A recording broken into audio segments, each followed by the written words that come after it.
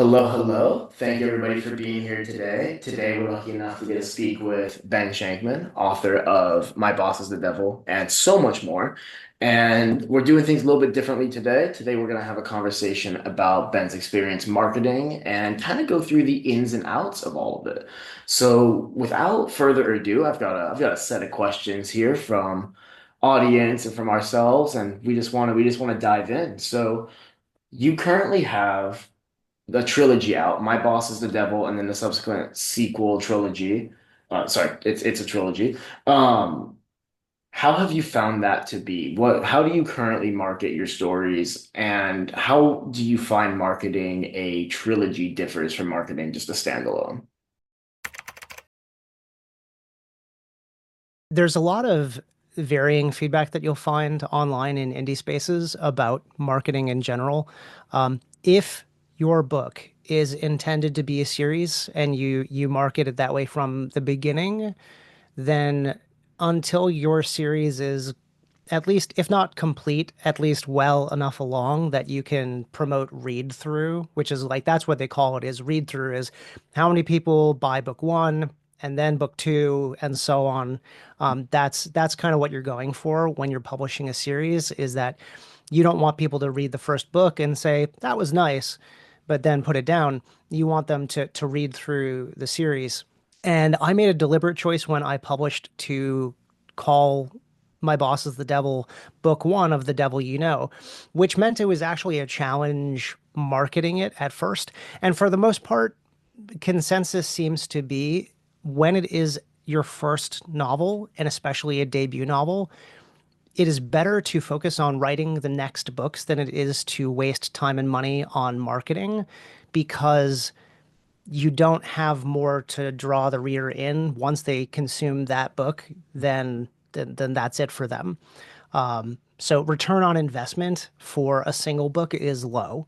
Low to negative. Like you may actually just lose money marketing a first book. I actually did that. Like I experimented with a few different things when I just had the first book out. I did some Amazon ads, I did Facebook ads, I did a little bit of marketing through Fiverr. I absolutely do not recommend engaging with any marketers on Fiverr. It's pretty much worthless. Like, I've done that. well, I mean, these are people who have platforms and they'll have like Bookstagram accounts or whatever with a few thousand followers or whatever, and it isn't expensive to try it, which is why I was like, oh, it's worth an experiment. But I got absolutely nothing out of them. There does seem to be a kind of consensus around if you're writing a series, and obviously this is book one of The Devil You Know, you only have to market the first book. Like that seems like the caveat there is that why would you market book two if you don't have, and like, this is an outsider. I don't write myself, so this is why you're here. What would you find yourself? Why wouldn't you only market the first book if you need to read the first one to market the second, if that makes sense? Either, Mhm. and I say either, you can do both. You can market the first book or you can market the series.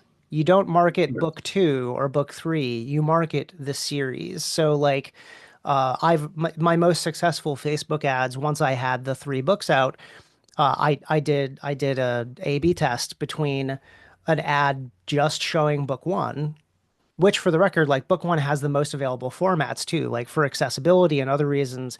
Like I have book one in ebook, paperback, hardcover, and I narrate and produce my own audiobooks for this series. So like book one is the most accessible. Even with that, uh, marketing ads specifically for book one compared to ads that marketed the whole series, the series ads did better and got more actual like click through and purchases than just book one. So you can do either, you can do both. Yeah. A lot of people will do a mix of things, is they'll market the first book, but they'll also market the series. And like my series is it's mostly complete in that like I'm currently writing the fourth one, but I'm still marketing it as a series because it's got three books in it, Yeah. you know? you already have that established kind of not just readership, but also the story, the world, and all of that.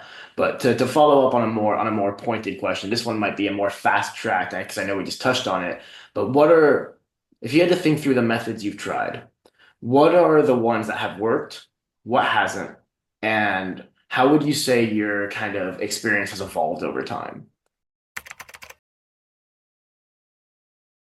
What, okay, things that just absolutely haven't worked. Yeah, it's good. Let's start with Amazon ads for me. Amazon ads were worthless and did not do anything for me, no matter what I did with them. Like, there are a bunch of really decent, like, free resources on how to set up your Amazon ads and make them effective. And I got like next to nothing out of it. Some of it is also like how much you're willing to invest in it. And it seems to be the more you pay to play, the better your results can be. But like I can't put a budget of $100 a day for marketing my books on Amazon without knowing I'm going to get something out of it because I can't afford that. Marketers are worthless. Like, sorry, marketers, you're all worthless. People who claim that they're going to get you some sort of visibility on your books are almost always factually incorrect. Also, indie authors, if a marketer reaches out to you, you don't reach out to them, they reach out to you, it's a scam. No, no marketer worth their salt needs to reach out to you in a cold call to market your book. It is a scam. Send it straight to spam. Do not bother wasting your time unless you enjoy like poking the trolls. What did work moderately well, Facebook ads actually worked pretty well for me. As far as at least being some kind of return on investment, it seemed like it was kind of worth it. I still don't know if I actually made positive dollars on Right. that, but like it regularly generated sales, which is like I care more about visibility. And if in the end like I broke even on marketing versus sales, that's it's like going to Vegas. If you walk away without losing money, then like you're then that you feel like you've won. Yeah, because that's the thing with Facebook though. Like I've noticed is like it's one thing if you get a reader, if you spend like $30 and you get a reader, that's great. But then you've spent $30, you lose the cost of the book, and it's like you're not really making money at the end of the day, but you are getting a reader. So it's that how much do you want to spend? How back to your point, how much do you want to invest in building your readership? And that's got to be a little bit different when you have a series and if you read book one, you're hoping that they then go off and read book two, book three, book four. Yeah, and I did see some of that. Like, I would see. So one thing that you have to do if you do ads is you have to, as much as possible, use like attribution links. So my ebooks are exclusive with Amazon. I'm in Kindle Unlimited. This is a choice that I've made. It, is it ideal? No, but is being widely distributed for ebooks even less appealing to me right now? Yes, that's less appealing to me. The devil So we know. actually, hmm? It's the devil we know. It is the devil we know, exactly. Like roll credits. Yeah, Um, exactly. and but so for marketing, like that's another choice is authors choose to be in Kindle KDP Select, which is known as Kindle Unlimited to the users. But that is actually one way of marketing your books is you have a built-in audience of people who are interested in just pulling books down off of the Kindle Unlimited shelves and reading them. Most of my purchases come from Kindle Unlimited page reads rather than like purchases of the ebook. But other things that worked better, like giveaways work pretty well as far as generating readership, generating ratings and some reviews. There's varying levels. Like depending on the giveaway and depending on the sales, some sales are geared towards engaging, like an engaging amount of readership. Some sales and giveaways are geared towards just like a big shotgun approach where you just throw your book out to as many people as will consume it. I The first giveaway that I participated in, so credit to Louisa West, who runs Witchy Bookworms, which is there's a bunch of different bookworms type sites where they do these periodic giveaways, these book blasts. And my boss is the devil because it features a witchy character, Amy, uh, qualified. And I did that at least 2 or 3 times and had some of my largest number of downloads from the witchy bookworms. And I know some of that turned into readership, but again, like it's very small percentages. I've done Stuff Your Kindle Days, Fantasy Edition. Again, decent number of downloads. That I think generated less engaged readership because it's also one of the biggest giveaways. Yeah. Other sales that I've participated in, I've done a couple Indie Visible events with which is Haley Anderton. Those are or it's a nominal fee. I think you pay like £20 to sign up for the thing. They've been diminishing returns as I've done more of them, but also like the market is really bad right now, so it's hard to That's judge. that's kind of the tough situation we're in at the moment is that at least what we're finding is that it's hard to really gauge what's becoming successful and what isn't Hmm. because people are strapped right now and it makes total sense. Yeah. So there's factors kind of outside of our control and there's always an element of throwing spaghetti at the wall and seeing what sticks. Hmm. I feel like we've been in that phase for a while now ourselves. And yeah, it's hard to read the results. Like from our end, we see the results as one subscriber. How much did it cost to get that one subscriber and this and that? For you, when it comes to the stories, do you view your success as page reads, as reviews, as ratings, as purchases, as downloads? Like, what are you gauging as like your metric of success here? That, that's a great question because every author has to make that determination. It's the same question of why do you publish? Right. You know, what if you publish to make a living, your measure of success is going to be different than if you publish to have your story consumed by people, your art consumed. I'm more of an art being consumed person in that I judge my success on whether or not people are actively reading my books and ideally enjoying my books. So there are some authors who will say, never give your book away for free. I will tell you those authors must have had some kind of success or write in a genre that I don't write in because I can't do that. One of the main ways that I have gotten some visibility for my books is by doing giveaways and things. I write in a genre, urban fantasy. It does not market itself. Like romance tends to market itself. Romantasy, like all of the romance adjacent genres, people can throw a book up and market it 0%, and they'll generate hundreds of sales, and for no reason other than a very voracious, dare I say, rabid readership.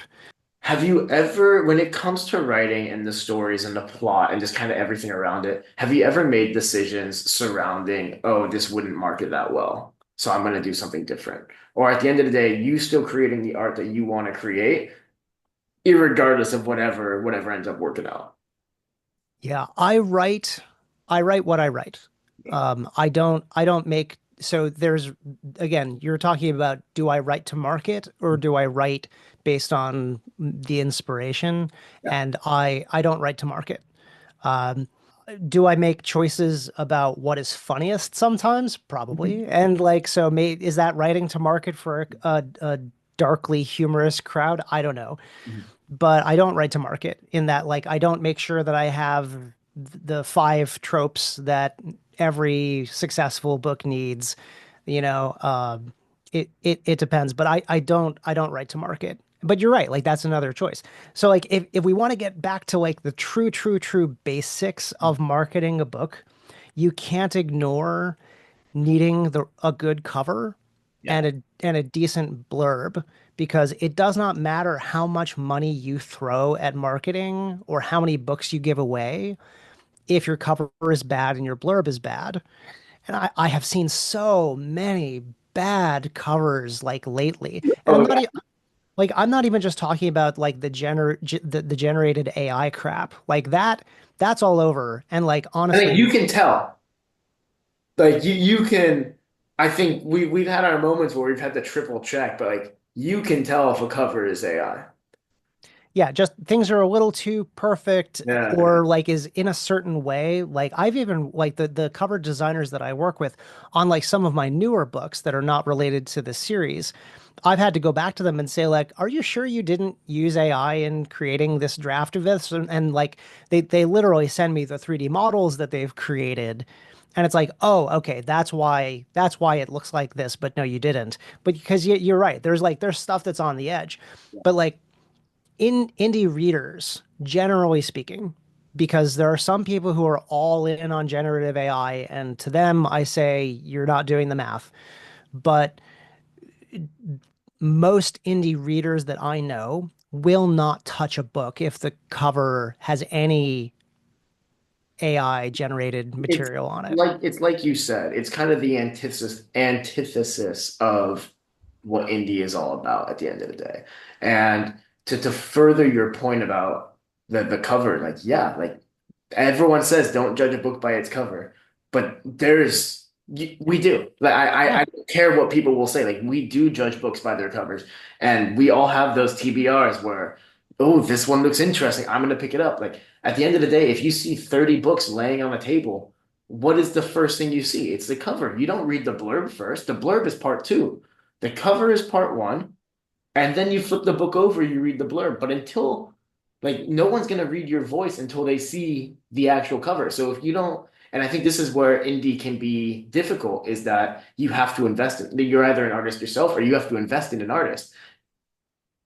Yes, but there are budget options available to indies, Mhm. and you don't even all you need is a scratch the surface Google search.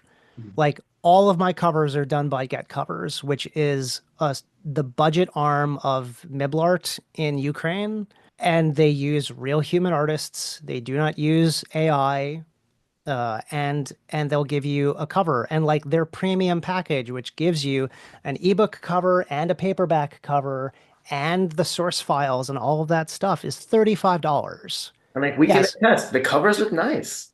yeah, I get like the biggest compliments that I get about the book, like besides the fact that people enjoy the book, great.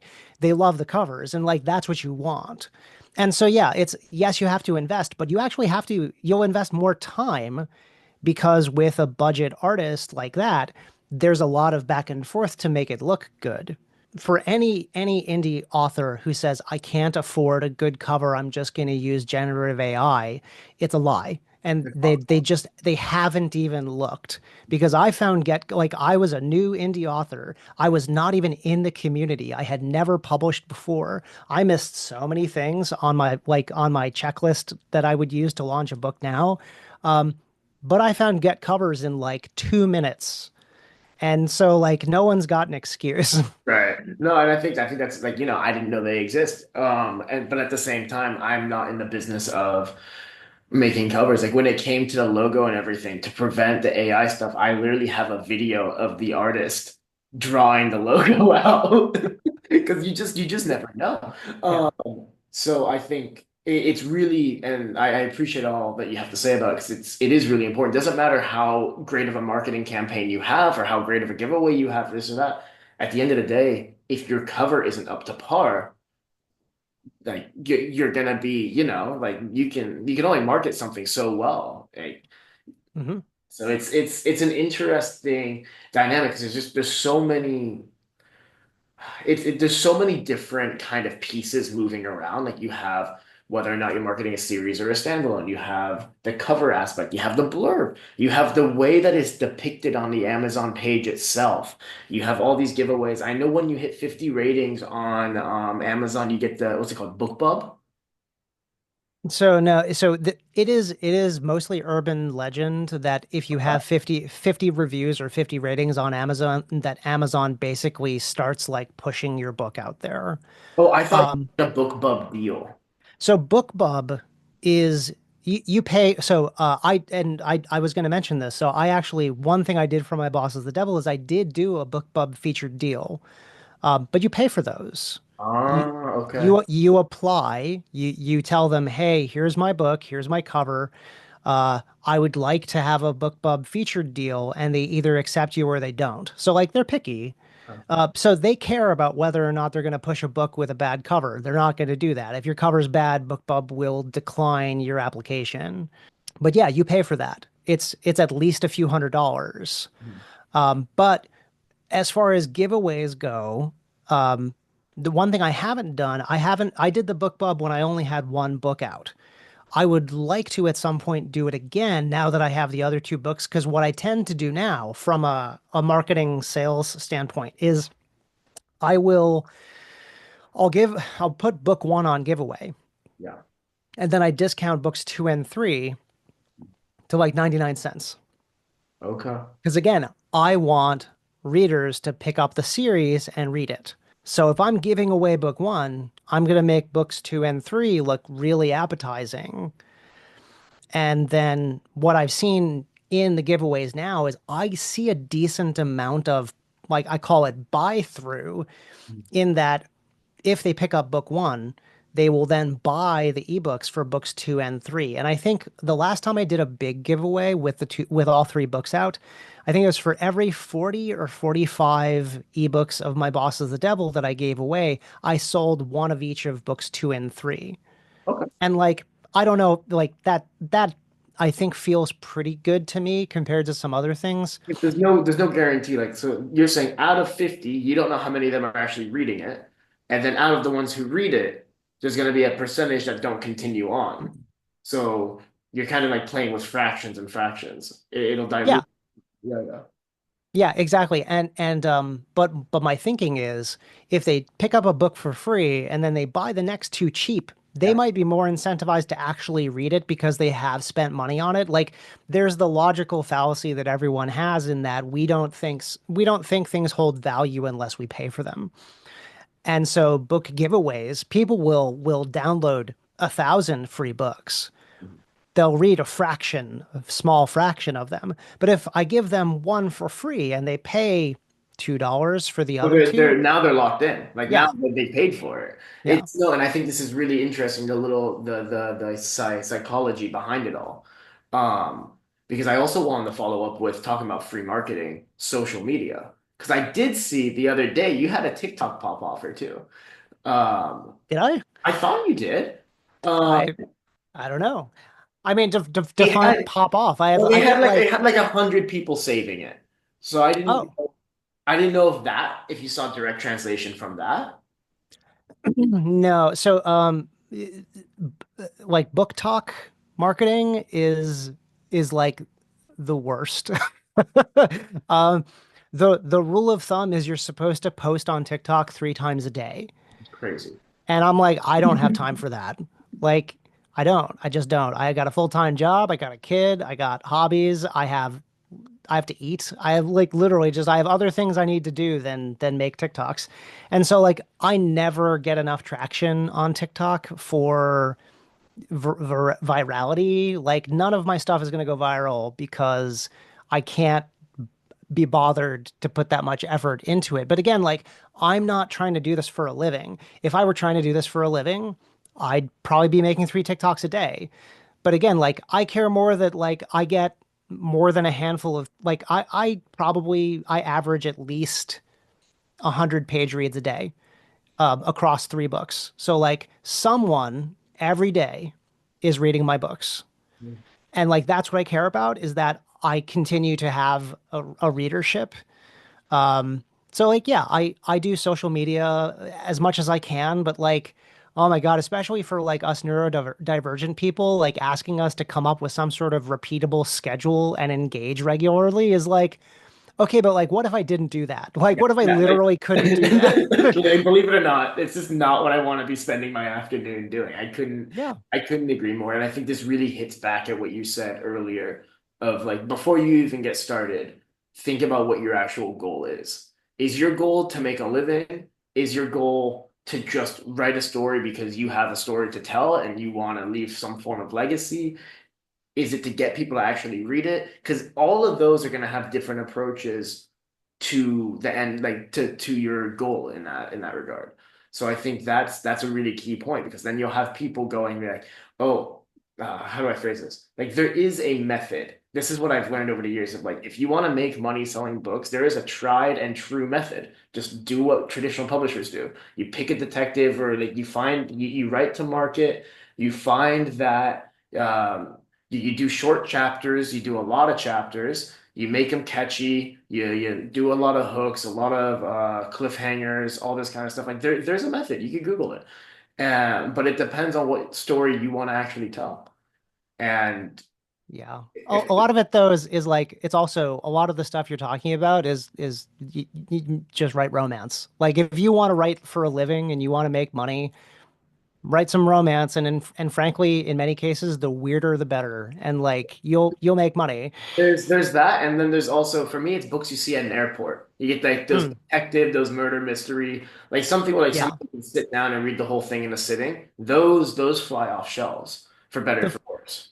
the funny thing is though, like my books have a bit of that like mystery thrillery kind of aspect. But I don't market them that way because I don't think like again, I'm a bit weird when it comes to genre in that it fits within urban fantasy, but it's too cozy for some and but it definitely gives people a bit of that like thriller aspect.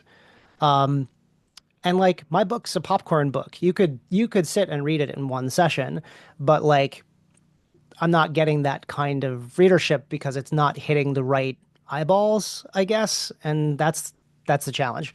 Yeah, and I think that's we're kind of running out of time here, but like that is the other side of it. And one of the things I wanted to kind of touch base on is newsletters. Hmm. Do you use because I know like when you go on your website, it hits you with the whole like sign up to the newsletter. What is Yep. have you found much success with that? Are you consistent with it? What do you talk about? I send out one newsletter a month. Because I hate getting newsletters more than once a month myself. Um, my focus is I always have something to promote, whether like not just for myself, but also like I'm part of book funnel deals or promotions. So there'll be like free stories that I can give people links to once a month to say, hey, this is this month's like free reads. My newsletter, you get a free short story that's a prequel to the Devil You Know series. Okay. And so like so book like reader magnets are a good idea. If you have a newsletter, if you have a website, and you don't have to have a website, but you have to have a newsletter, having a reader magnet, that being some kind of free content that people have to sign up to get, is a tried and true method to build readership. But it's slow often. I'd say it's working in that not everyone unsubscribes. Uh, But I guess even the people who unsubscribe, it's one step closer to you finding your true audience. yeah, yeah, and it's totally worth doing. I don't blame them for unsubscribing because yeah, if they read the short story and then they pick up the books, then my job is done. But I also like I have a decent sized advanced reader team that reads my book before publication to get ready for having some reviews on day one. Like that's the other thing is reviews and ratings help market your book. If you're an indie author and your book has 5 ratings on it, and frankly, if your book has nothing but 5-star reviews, I am suspect because that makes me feel like that your book has only been read by friends and family. So like it maybe you have a 5-star book, but the problem is like the more ratings and reviews you get, you can't keep it 5-star the whole time. So you're going to have a mix. And if you don't have enough ratings and reviews, it's going to look like a book that people aren't going to want to pick up. And like speaking to that, to get to 399 ratings, some of it, like every time I do a giveaway, I get some ratings out of it. The BookBub featured deal, I definitely got some ratings out of that one consistently. when I did there's a Reddit mega sale that usually happens once a year. I got a decent amount of read through and ratings from that one because that's a more engaged readership. Because I think growing off of that or stemming off of that, like you're saying, there's a level of legitimacy that indie and self-published authors just don't have. So if you go on Amazon or Goodreads and you see that your story has 400 reviews or ratings, like that's a mark. Like you've been vetted at that point. If you have over 4 stars or 3.5 stars and you have 300 reviews, like, oh, people read this and people like this. So you're Yeah. much more likely. But then on the flip side, you got to get them. So doing the giveaways and you kind of have to just drag yourself through the mud, it sounds like, to get those reviews. But then once you have the reviews, it's more consistent. Because on the flip side, like a book will be up there forever. Like it's on Amazon, and like obviously we hope we keep our health and this and that. But at the end of the day, like that book will remain there for next 30, 40, 50, however many years. Hmm. So you go through the mud for 1 year, 2 years, and then it starts getting traction. That's great. Like, it's a numbers game, but it's also it takes time. You gotta be patient. Yeah, and the biggest adage you have to remember is that books sell books. Okay, that's the saying is books sell books. If you have one book out, work on the next book. Like that is what's going to sell your books is once you get enough of a back catalog that people can find your book and then they'll find your other books. Like that's gonna do it. Like my new covers, I have two independent books that are going to be coming out. And both of the covers say from the author of My Boss is the Devil, because people can go look at that book and say this has 400 ratings and it's, 4.3 stars on Amazon. That means something. You So have your legit, I'll give this new one a chance. you have your legitimacy, and I think Mhm. that's the hardest thing. Like the hardest thing from what we've seen in indie authors is becoming established. Excuse me. But once you have that establishment, by all means, act on it. Take advantage. Write the other books. Use your voice. Use your brand, because that's essentially what it is. I hate doing this, but we got about 30 seconds left. So it's been an absolute pleasure before Zoom cuts me off. But for everybody engaged, we thank you so much for participating, for joining us. Ben, thank you again times 1,000. And if you managed to make it this far, his story is My Boss is the Devil. It's a trilogy. Check them all out. But thanks again, Ben. Yeah, thanks, Ryan.